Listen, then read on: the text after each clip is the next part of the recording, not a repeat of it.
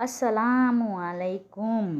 जी अल्लाह पाक की ज़िम्मेदारी में कौन कौन लोग आते हैं, मतलब अल्लाह ताला किन किन लोगों को अपनी हिफाजत में रखते हैं। सबसे पहले वो जो नमाज फजर अदा करते हैं।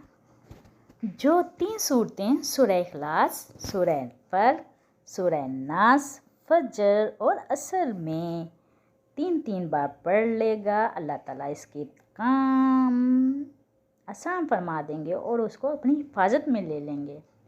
और जो औज़ु बिल्लाहि मिनश शैतानिर रजीम, ला हौला वला कुव्वता इल्ला बिल्लाह और अल्लाहुम्मा इन्ना नजअलुका फी नहूरिहिम व नऊज़ु बिका मिन शुरूरिहिम 11 दफ़ा पढ़ें और तमाम आफतों और शरों से महफूज हो जाएगा।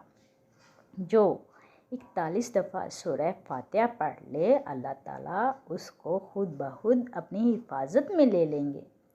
और जो 27 दफ़ा अल्लाहुम्मा फ़िरली वलिल मोमिनीना वलिल मोमिनात पढ़ेगा, इसकी दुआएं कबूल होंगी।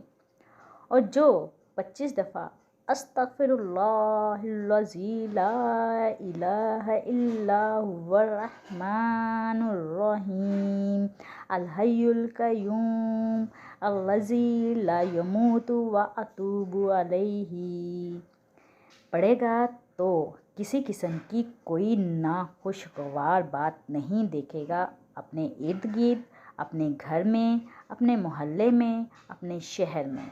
जो 10 दफ़ा अल्लाहुम्मा फ़िरली उम्मतु मुहम्मद सल्लल्लाहु अलैहि वसल्लम पढ़ेगा, अल्लाह पाक इसको अपने करीब तरीन बंदों की फहरिस्त में लिख लेंगे।